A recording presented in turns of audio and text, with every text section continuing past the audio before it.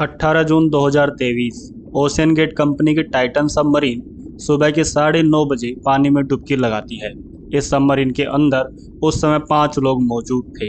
ये लोग समुद्र की गहराई में मौजूद महान टाइटैनिक जहाज के मलबे को देखने जा रहे थे। जी हाँ, वही टाइटैनिक जहाज जो आज से करीब 100 साल पहले अपनी पहली यात्रा पर निकला था, लेकिन वह अपनी यात्रा कभी पूरी ही नहीं कर पाया। अपनी यात्रा के दौरान टाइटैनिक जहाज समुद्र में मौजूद बर्फ की एक विशालकाय चट्टान से टकरा गया और टूटकर समुद्र में ही डूब गया।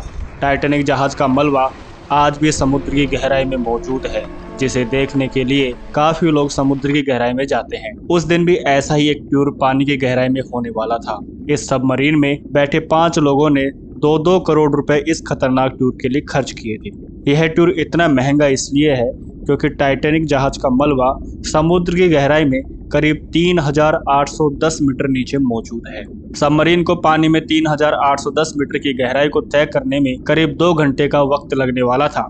इस दौरान समुद्र की सरफेस पर पोलर प्रिंस नाम का एक जहाज तैर रहा था। इस जहाज से ही सबमरीन से कांटेक्ट किया जा सकता था।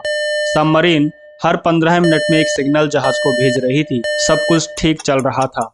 1 घंटे 45 मिनट का समय गुजर चुका था। सबमरीन को टाइटैनिक जहाज के मलबे तक पहुंचने में सिर्फ 15 मिनट और लगने वाले थे कि तभी अचानक से सबमरीन का संपर्क सोलर प्रिंस जहाज से टूट जाता है। इस सबमरीन को अपना यह टूर खत्म करके शाम 4 बजे तक वापस सरफेस पर आना था, लेकिन शाम 4 बजे तक ना तो कोई सिग्नल मिला और ना ही सबमरीन अपना टूर खत्म करके सरफेस पर वापस आ पाई। जब सबमरीन शाम 7 बजे तक वापस नहीं आई, तब कंपनी ने 7:10 पर यूएस कोस्ट गार्ड को इन्फॉर्म किया और फिर शुरुआत होती है 4 दिन तक चले धुआंधार रेस्क्यू ऑपरेशन। इस रेस्क्यू ऑपरेशन के दौरान हर कोई एक ही सवाल पूछ रहा था, आखिरकार सबमरीन में बैठे लोगों के साथ क्या हुआ।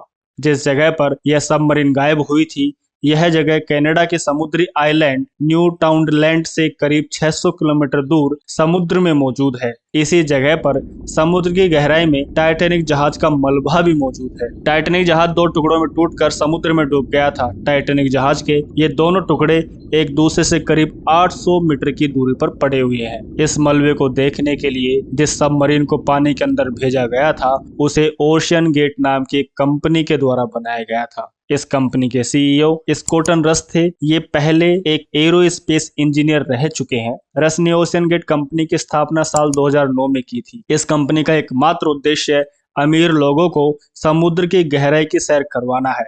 ये कहा जा सकता है कि यह एक टूरिज्म कंपनी है जो समुद्र की गहराइयों के टूर ऑर्गेनाइज करती है। इस कंपनी ने साल 2021 से ही टाइटैनिक जहाज का मलबा दिखाने के टूर ऑफर करने शुरू किए थे, लेकिन इस घटना से पहले इस कंपनी का नाम बहुत ही कम लोग जानते थे। इसलिए अधिकतर लोगों को सिर्फ यही लग सकता है कि शायद ओशियन गेट कंपनी के पास टाइटन ही एकमात्र सबमरीन थी, लेकिन ऐसा नहीं है। इस कंपनी के पास 2 और सबमरीन मौजूद हैं, एक एंटीपोड्स और दूसरी साइक्लोप्स। एंटीपोड्स को समुद्र में सिर्फ 304 मीटर की गहराई तक जाने के लिए डिजाइन किया गया है, तो वहीं साइक्लोप्स को 500 मीटर की गहराई तक जाने के लिए डिजाइन किया गया है। दोनों में से किसी भी सबमरीन के पास समुद्र में इतनी गहराई तक जाने की क्षमता नहीं थी, लेकिन टाइटन ही ओशियन गेट कंपनी की एकमात्र ऐसी सबमरीन थी जिसे समुद्र में करीब 4000 मीटर यानी पानी में करीब 4 किलोमीटर नीचे तक जाने के लिए डिजाइन किया गया था। यह गहराई कितनी डरावनी है, हम इसका अंदाजा इससे लगा सकते हैं कि टाइटैनिक जहाज से जो आइसबर्ग टकराया था वह करीब 100 फीट पानी के ऊपर तक मौजूद था, तो वहीं यह पानी की गहराई में इससे भी कहीं ज्यादा नीचे तक जाता था। समुद्र में जाने वाले रिक्रिएशनल स्कूबा डाइवर्स अधिकतम 130 फीट की गहराई तक ही जा सकते हैं, तो वहीं 650 फीट की गहराई में जाने पर समुद्र के अंदर सूरज की रोशनी बहुत ही कम हो जाती है। समुद्र की गहराई में आज तक का सबसे गहरा समुद्री रेस्क्यू ऑपरेशन साल 1973 में ऑपरेट किया गया था। यह रेस्क्यू भी करीब 1575 फीट की गहराई में ऑपरेट किया गया था, यानी हमारे पास 3810 फीट की गहराई में रेस्क्यू ऑपरेशन करने का कोई अनुभव नहीं था। समुद्र में करीब 2600 फीट की गहराई में जाने पर समुद्र का वह इलाका आता है जहाँ पर बड़े बड़े जायंट समुद्री जीव रहते हैं, जिन्हें देखने पर ऐसा लगता है मानो ये कोई एलियंस हो। इसके बाद 3000 फीट की गहराई पर समुद्र का मिडनाइट इलाका आता है, जहां पर सूरज की रोशनी बिल्कुल भी नहीं पहुंच पाती, यानी यह वह इलाका है जहाँ पूरी तरह से अंधेरे का साम्राज्य रहता है।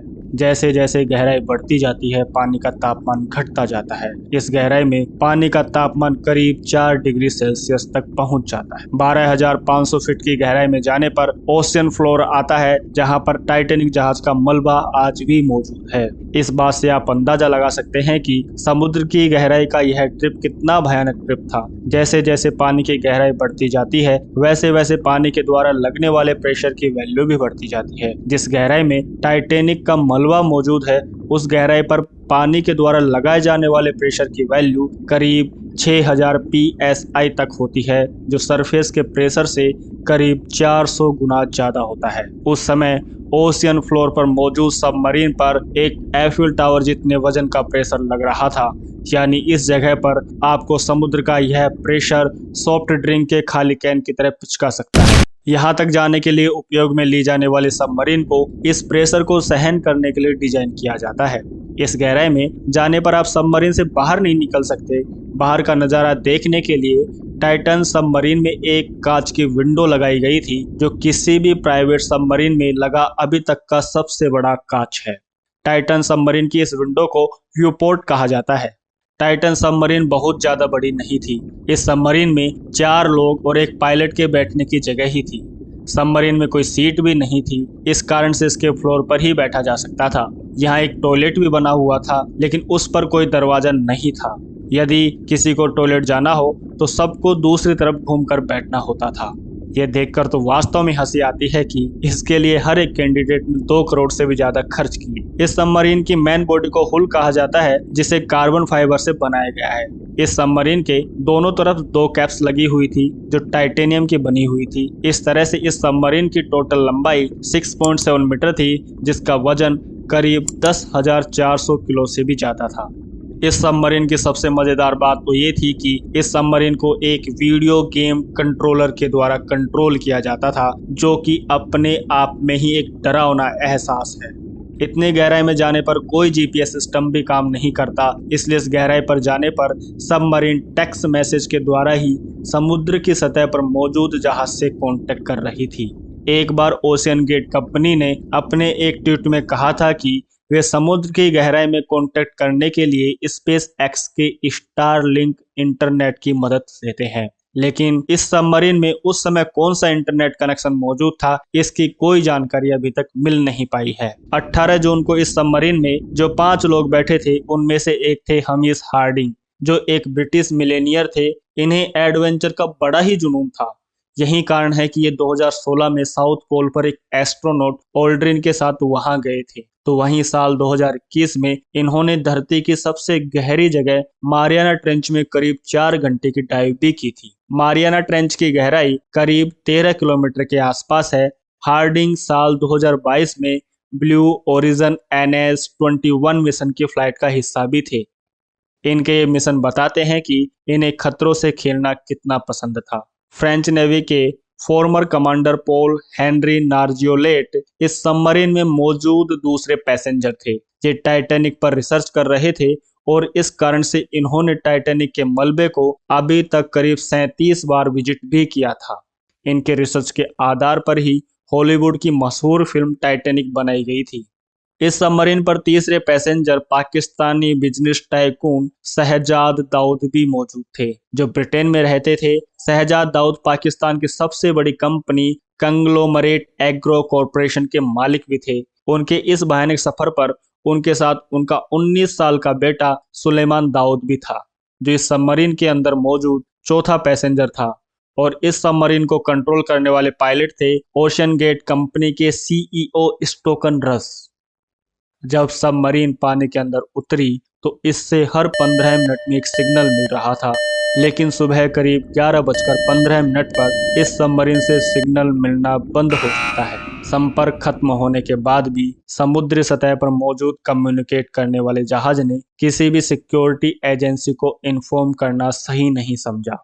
उन्होंने शाम 4:30 बजे तक इंतजार करने का फैसला किया, क्योंकि सबमरीन को शाम 4:30 बजे तक अपना टूर खत्म करके वापस लौटना था। लेकिन शाम के 4:30 बज चुके थे और अभी तक ना तो सबमरीन से कोई सिग्नल आया था और ना ही सबमरीन सरफेस पर आई। समुद्र के फ्लोर में कई बार जहाज और सबमरीन फंस जाते हैं, इसलिए इन्हें वहां से निकालने के लिए इनमें लगे वैलेट्स को हटा दिया जाता है। वैलेट्स और कुछ नहीं, सिर्फ भारी वजन के ऑब्जेक्ट्स होते हैं जिनका उपयोग पानी के अंदर जहाज को पहुंचाने के लिए किया जाता है। पुराने समय में इनकी जगह भारी पत्थरों और सैंडबैग्स का उपयोग किया जाता था, लेकिन आजकल सबमरीन में बड़े बड़े पानी के टैंक्स का उपयोग किया जाता है ताकि सबमरीन भारी हो जाए और वह पानी के अंदर नीचे तक चली जाए।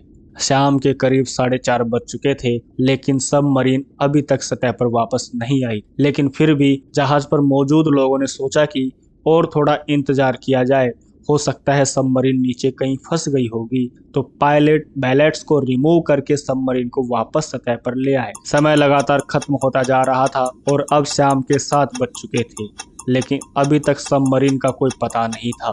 जहाज पर मौजूद लोगों के माथे पर चिंता की लकीरें उभरने लगी और शाम 7:10 पर यूएस कोस्ट गार्ड को इसकी इंफॉर्मेशन दी गई। बहुत तेजी से रेस्क्यू ऑपरेशन शुरू हुआ। पानी में मौजूद 5 लोगों को बचाने के लिए सिर्फ 96 घंटों का टाइम ही मौजूद था। सबमरीन के अंदर 96 घंटों की ऑक्सीजन ही थी, इसलिए 96 घंटों से पहले ही सबमरीन की खोज की जानी थी ताकि सभी पैसेंजर्स को सुरक्षित वापस लाया जा सके। लेकिन सबमरीन को पानी में ढूंढना बहुत ही मुश्किल काम था, क्योंकि पानी में मौजूद किसी भी शिप या सबमरीन का पता लगाने के लिए इनके अंदर emergency position indicator radio beacon यानी EPIR लगाए जाते हैं, जो कि टाइटन में नहीं लगा था, जिससे सबमरीन का पता लगा पाना बहुत ही मुश्किल काम हो गया। अब मुश्किलें और ज्यादा बढ़ गई थी, क्योंकि सर्च एरिया करीब 25,000 किलोमीटर का था और उसमें सबमरीन का साइज एक छोटी सी वैन के जितना। इतने बड़े एरिया में सबमरीन को ढूंढना घास में सुई ढूंढने जितना मुश्किल था।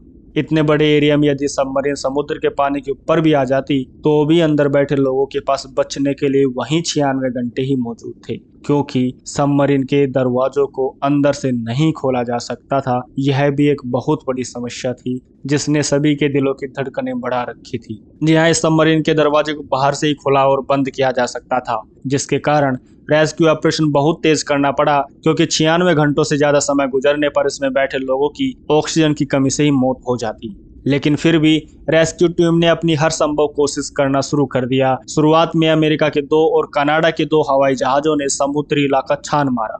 इन जहाजों ने सोनार का भी इस्तेमाल किया ताकि तेजी से सबमरीन का पता लगाया जा सके, लेकिन सबमरीन का कहीं नहीं पता चला।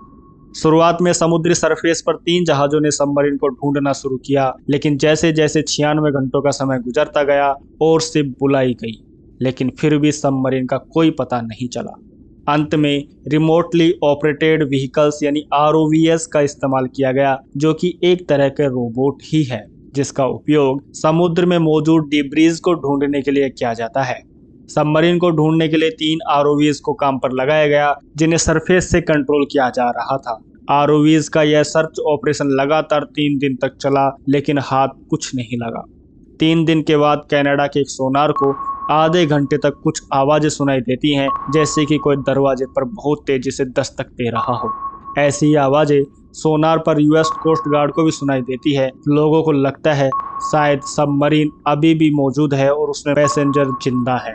पूरी दुनिया को एक उम्मीद की किरण नजर आती है। 22 जून को समुद्र में खोजकर एक ROVs को टाइटैनिक जहाज के पास में कुछ मलबा दिखाई देता है। यह मलबा टाइटैनिक जहाज से करीब 490 मीटर दूर गिरा हुआ था, जिससे यह तय हो गया कि टाइटन सबमरीन पानी में चकनाचूर हो गई थी। उसी दिन यूएस कोस्ट गार्ड भी अपनी प्रेस कॉन्फ्रेंस में घोषणा करता है कि सोनार को सुनाई देने वाली आवाजें सबमरीन से जुड़ी हुई नहीं थी। यानी अब यह पूरी तरह से साफ हो चुका था कि टाइटन सबमरीन में बैठे 5 लोगों की मौत हो चुकी। 5 लोग और सबमरीन समुद्र के हाई प्रेशर के कारण इम्प्लोड हो गए थे। इम्प्लोड शब्द एक्सप्लोड का एकदम उल्टा शब्द है। जब भी कोई चीज एक्सप्लोज होती है तो वह बाहर की तरफ फटती है, यानी उस पर लगने वाली फोर्स बाहर की तरफ निकलकर चारों तरफ फैल जाती है, जैसे कि कोई भी बम का धमाका। जबकि इम्प्लोजन में ऐसा नहीं होता, बल्कि इसका उल्टा होता है। इम्प्लोजन में फोर्स अंदर की तरफ लगता है। यह ठीक वैसा ही है जैसे किसी खाली कैन को हाथ से प्रेशर लगाकर पिचका देना। कुछ ऐसा ही समुद्र की गहराई में टाइटन सबमरीन के साथ भी हुआ। लेकिन समुद्र की गहराई में होने वाले इस इम्प्लोजन को कैटेस्ट्रोफिक इम्प्लोजन कहते हैं। यानी एक ऐसा इम्प्लोजन जिसमें पूरा स्ट्रक्चर 1 मिली सेकेंड में ही खत्म हो गया। इस सबमरीन में बैठे 5 लोगों को इस बात का एहसास तक नहीं हो पाया कि उनके साथ क्या हुआ है। यह एक ऐसी मौत है जिसमें पलक झपकते ही सब कुछ गायब सा हो जाता है। यह एक ऐसी मौत है जिसके बारे में सोचकर भी इमेजिन कर पाना बहुत मुश्किल है। अब सवाल ये आता है कि टाइटन सबमरीन के साथ ये दुर्घटना क्यों हुई। सबमरीन का निर्माण स्टील, टाइटेनियम और एल्यूमिनियम से किया जाता है, लेकिन टाइटन सबमरीन की बॉडी कार्बन फाइबर से बनी हुई है, जिसका आज तक कभी भी टेस्ट नहीं किया जा सका। आज तक कोई इस बात को नहीं जानता कि समुद्र की गहराई में जाने पर कार्बन फाइबर से बनी कोई भी स्ट्रक्चर कितने प्रेशर को सहन कर सकती है। यानी ये कहा जा सकता है कि टाइटन सबमरीन की बॉडी पूरी तरह से एक्सपेरिमेंटल बॉडी थी। लेकिन इस दुर्घटना के बाद अब ये कहा जा सकता है कि कार्बन फाइबर से बनी स्ट्रक्चर समुद्र की गहराई में लगने वाले प्रेशर को सहन नहीं कर सकती। रॉबर्ट बेलियार्ड ने कहा कि उन्होंने टाइटैनिक जहाज के मलबे तक जाने के लिए हजारों डाइव की हैं, अलग अलग व्हीकल्स का उपयोग किया है, लेकिन उन्होंने कभी भी इस तरह से किसी व्हीकल्स को दुर्घटनाग्रस्त होते हुए नहीं देखा। टाइटन सबमरीन के साथ इस तरह की दुर्घटना इसी बात की तरफ इशारा करती है कि कार्बन फाइबर समुद्र की गहराई में जाने के लिए एक सुटेबल मटेरियल नहीं है। रॉबर्ट बेलियार्ड वही व्यक्ति हैं जिन्होंने 1985 में समुद्र की गहराई में टाइटैनिक जहाज के मलबे का पता लगाया था। यही कहना है टाइटैनिक मूवी बनाने वाले जेम्स कैमरून का। उन्होंने कहा कि सबमरीन की जो कैप टाइटेनियम की बनी हुई थी वो आज भी समुद्र के फ्लोर पर पड़ी हुई है, लेकिन जो नहीं है वह है कार्बन की बनी टाइटन की बॉडी। जेम्स कैमरून ने भी कई बार समुद्र के अंदर गहराई में डाइव की है, लेकिन उनके साथ भी कभी ऐसा हादसा नहीं हुआ। खुद ओशन गेट कंपनी के सीईओ ने साल 2019 में स्मिथसोनियन मैगजीन में दिए अपने इंटरव्यू में कहा था कि समुद्र के अंदर जाने के लिए यूएस पैसेंजर एक्ट 1993 के जो सेफ्टी रूल्स बनाए गए हैं उनका कोई मतलब नहीं बनता, ये सब बेकार के नियम है। पिछले साल दिए अपने एक इंटरव्यू में इन्होंने कहा था कि टाइटन सबमरीन को बनाने के लिए उन्होंने कुछ रूल्स तोड़े हैं ताकि वे इस क्षेत्र में कुछ नया और अद्भुत कर सकें। अनेक लोगों ने रस को समझाने की कोशिश की और उन्हें कहा कि उन्हें टाइटन का क्वालिटी चेक करवाना चाहिए, नहीं तो किसी दिन बड़ा भयानक हादसा हो सकता है। लेकिन रस ने किसी की नहीं सुनी। उन्होंने अपने एक्सपेरिमेंट जारी रखे और अंत में उन्होंने खुद के साथ साथ 4 और लोगों की जान भी ले ली। टाइटैनिक जहाज के डूबने के साथ साथ टाइटन सबमरीन भी अब हमेशा के लिए समुद्र की गहराई में खो गई है। इसलिए हमारी सेफ्टी के लिए बनाए गए रूल्स बेकार नहीं होते, बल्कि वे हमारी जान बचाने की गारंटी देते हैं। इसलिए कभी भी सेफ्टी रूल्स को अवॉइड नहीं करना चाहिए।